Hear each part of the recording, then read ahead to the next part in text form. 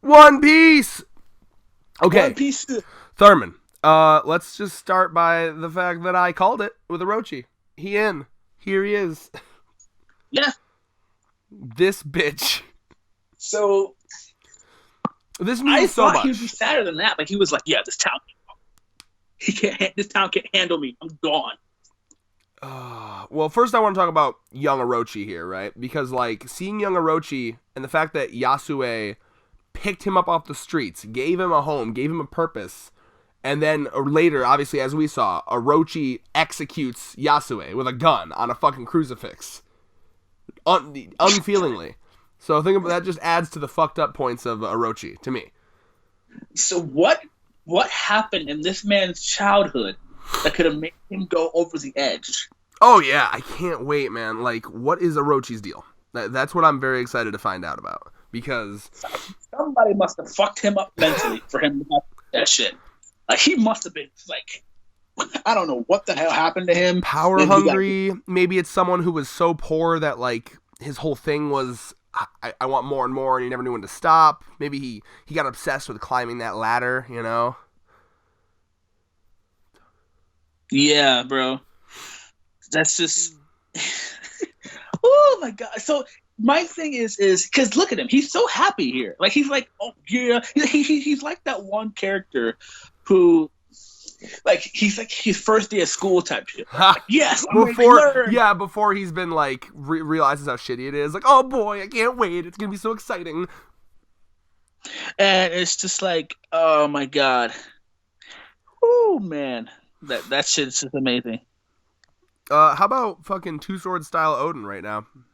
Ooh, so I was honestly I was not expecting him to actually like beat the boar. I was more expecting. I expected some strategy shit, and no, he just sliced the fucker in half, vertically or horizontally too. Not even the easier way to slice him would have been vertically. He sliced him horizontally, the longer way. Because he was like, I was like, oh okay, just give me the boar. He's probably gonna lead the boar away from the town, whatever, right? But no. He fucking was like straight up. It's like, I have your baby, bitch. Come get it. Then he fucking sliced him. So I thought he sliced him in half, but he just sliced his teeth. Right? No, I'm pretty sure he sliced him in half. Okay, because I was confused about that panel for a second. I was like, look, it's right there. We'll go to page 12. No, because I was confused. I was just like, okay, let me see. Why? Because the way it was drawn sort of confused me a bit. Cause I was like, oh, maybe he's dumb, drawn with. Look at him. Look at someone who's trying to understand art. He's like, you're dumb for not understanding this piece of art. It's obvious. Like, you can see the fucking background. His Dr. Stone fan Stanness is coming in, guys. See, this is what happens when you're... Cool. It's 10 billion% obvious. This is what happens when you're a fan of Dr. Stone while also being a fan of Rick and Morty. There's too much IQ going on. So. It's true. If you're like me and your favorite characters are Senku and Rick because you just relate to them so much. Red series. I'm kidding, by the way. I like Rick and Morty, Hunter x Hunter, and Dr. Stone. Yeah! All three series that require above IQ level intelligence to understand. Scrub. It's true, though. And what makes it worse is that he has glasses too. So look at him; he's probably shifting his glasses. I'm adjusting the fuck out of him right now. They getting adjusted. He's adjusting them behind that screen, so none of us will know how he's being a smug prick right now. Hold on, wait. Look at him. Wait, I'm getting a video of me adjusting them. Hold on. Coo. Oh, my hair's all awful right now, though. I'm all sweaty and greasy and gross, and I haven't taken a shower yet. Ugh. Anyway. But, moving on. I like how Oda did it, too, because he kind of shows us the power level of Odin, because before Odin fucks it up, we see Kienmon, who obviously, I mean, he's not even close to as powerful as he is now in the story here, but we see Kienmon attempt to go at it, and he's clearly not a pushover, because remember what we heard earlier, when Kienmon was, I believe it was last chapter, when Kienmon was fucking with the Yakuza, or the, whatever they are, he was like, don't even go after him, you know, like, you gotta go out all at once, because one-on-one, he'll beat you all. You remember that line? Yeah. So, Kienmon's not a pushover, right? And Kienmon literally basically amounts to like a toothpick in this dude's forehead. It's just like ting, you know, and it's not fucking with it. And then so you see the fucking power difference clearly. And remember, Odin, this is the guy that gave, you know, Kaido that scar. So it makes sense. And I like the way that Oda did the power scaling here. There's a lot of cool panels, like the one where he's just standing there waiting for him to come. You know, it's just a good old action chapter, you know? There's not too much to talk about other than that and, like, Orochi's shit, I guess. I mean, did you have any more thoughts on there? Anything else? Not really. It was I like that it actually ate Suru, right? And that, I thought they were bullshitting at first, because it was like, oh, it ate Suru, and I was like, I think they're just trying to piss him off. I don't believe it. Yeah, they actually ate it, bro. That's crazy. So I thought they were bullshitting him. I straight up did. And then they cut this boar in half, and then like all of them, like, yeah, and then they just kind of came out of the stomach, and I was like, really? It's so funny because we were kind of wrong on our thing. So, you know, he was disowned, but he was like, all right, this town can handle me, this country can handle me. Anyway, I'm gone. And the thing is, he's happy about that because that means he can finally, because correct me if I'm wrong. Oh, it seemed like he was like, finally, I'm disowned, yeah. Yeah, was this before he met Roger or after? This is before he met Roger, right? This is definitely before, yeah. Okay. Because I remember saying he was back from somewhere. Okay, so no, remember he's been trying to leave the country, but he keeps failing. Remember? Yeah. Because he's so like now, Zoro in the sense of like direction shit. He literally just keeps turning himself around. He can't fucking figure out how to leave. Okay, so now he's happy, so now he can leave. And I thought the town would hate him for that, but because he took the blame for the boar, even though it wasn't his fault, which I thought was fucking pretty. Sorry, I'm getting over a cold. Like, but he knocked this nigga Kiamon's head down. He was like, "Shut up, bitch! Don't do anything dumb." Yes, and thank you for bringing this up because this is why I usually wait to read these chapters until right before we film, because otherwise I forget shit. But I didn't this time, so thank you for reminding me. I love, and because like that immediately shows to me why Kienmon decided to follow this guy, right? Because like it's immediately Kienmon felt so guilty, and Kienmon throughout this entire chapter, you can see he's like, I'm worthless. I can't believe I fucking, because he almost got Suru killed, and he looks up to her and clearly loves her, you know. And this actually goes back. I think it was Joy Boy that pointed this out. Do you remember like when they first got back to Wano, when he saw Suru again for the first time from afar?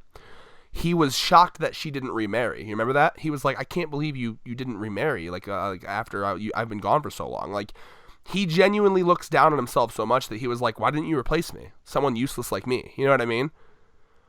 Yeah. So like I think Kienmon genuinely has, and then of course to the couple chapters ago, remember when everything was failing? Kienmon clearly he took that shit hard. I think Kienmon genuinely has like self-esteem issues. Have you noticed that? Yeah. Like, Kienmon, I think, really is hard on himself. He assumes it's all his fault when shit goes wrong. And I think here, he feels pretty responsible for this whole scenario and all these deaths that almost happened here. And the death of someone who imagine, like, your best girlfriend, right? Like, the one you've told me about. I won't say the name, but, like, you know what I'm talking about. And then mine, of course, you know mine. Like, imagine, like, you did some dumb shit and you thought you got her killed. Like, can you imagine the guilt you'd feel? Oh, my God. Yeah, think about that. No. Holy shit. Yeah. Oh, God. Exactly. So, like, that's what Kienmon was about to fucking live with and about to fucking admit to the village that he just almost got all these people, including that person, killed. And then Odin just comes over, like you said, takes his head, like, shut up, idiot. I did this. Of course it was me. It's Odin. I do everything. You know what I mean? And that makes me wonder now, is Odin actually as bad as the rap sheet said? Remember that big rap sheet that we got? Or is he just a guy who goes around taking blame for everything? Think about that now. I like that. Tilting the head. Right? So that huge rap sheet, that Chad as fuck rap sheet, you know, the Chad Odin, it might just be that he's a fucking badass and he's just taking blame for everyone. Wow. Yeah. Wow, holy shit. I know. And like, I think that's what Kienmon sees in him. Like, this guy, without even a second thought, was like, no, I'll take that burden on. I'll take all these burdens on. I don't, because Odin, he's clearly a guy who doesn't give a fuck. He doesn't care how the world looks at him. He doesn't care how even his dad looks at him. He's like, nah, I'll fucking take the blame.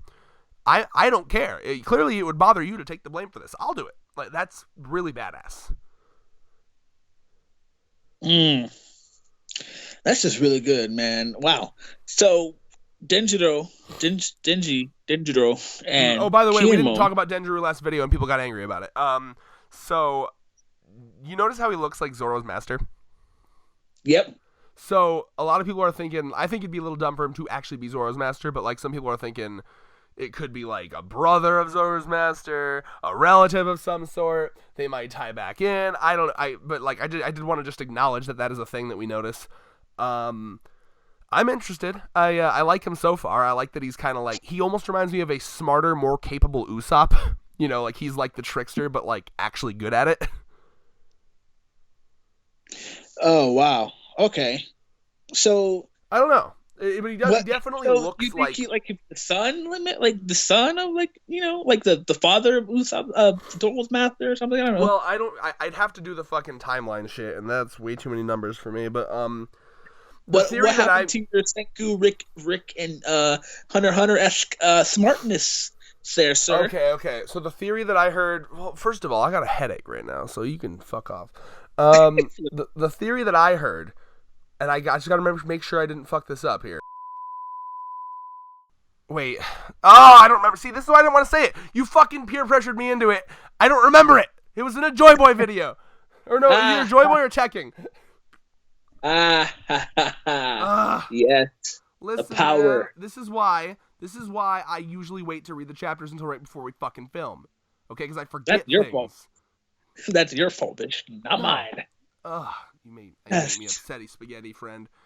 I'm just trying to remember it. Because, like, here's the reason, right? I'm scared to delve into the timelines because the timelines are fucking wacky, okay? Because it's like, you got to figure out, like, I've literally watched videos where people go into, like, okay, canonically, Zoro's master is this old, and this flashback takes place this long ago. But then Oda came out and corrected and said it was this long ago. And then, but then, of course, you have to factor in the time travel shit, which makes it different this way. It's too much.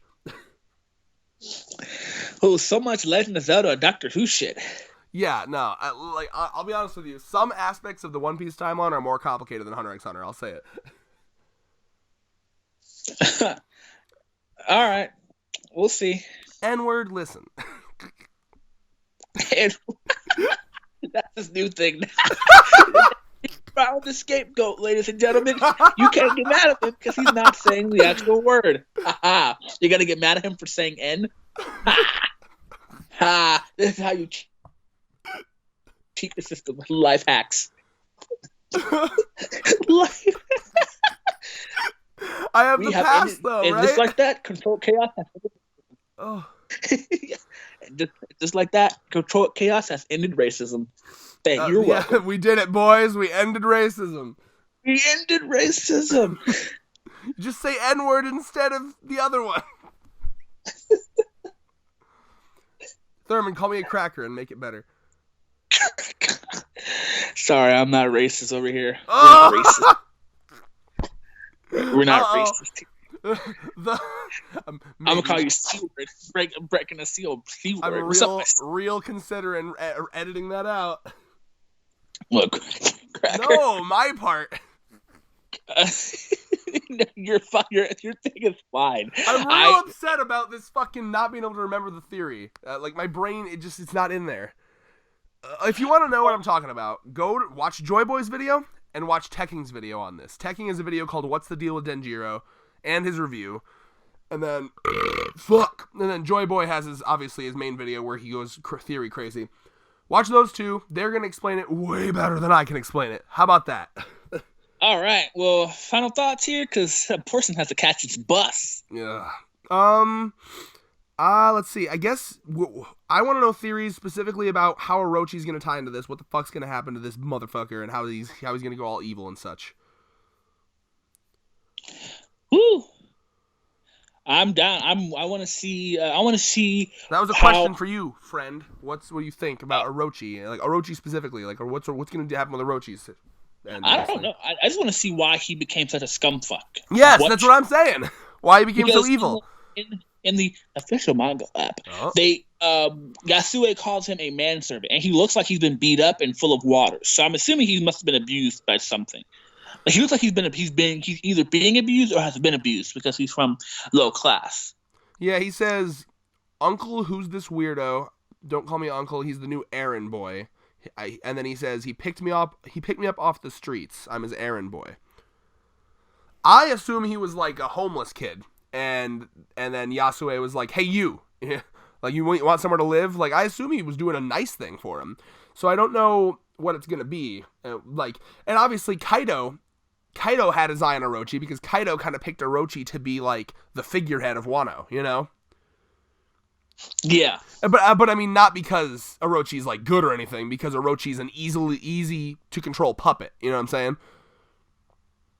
Yeah. So I'm guessing there's two possibilities here, and then I'll end this quickly because I know I gotta catch the bus.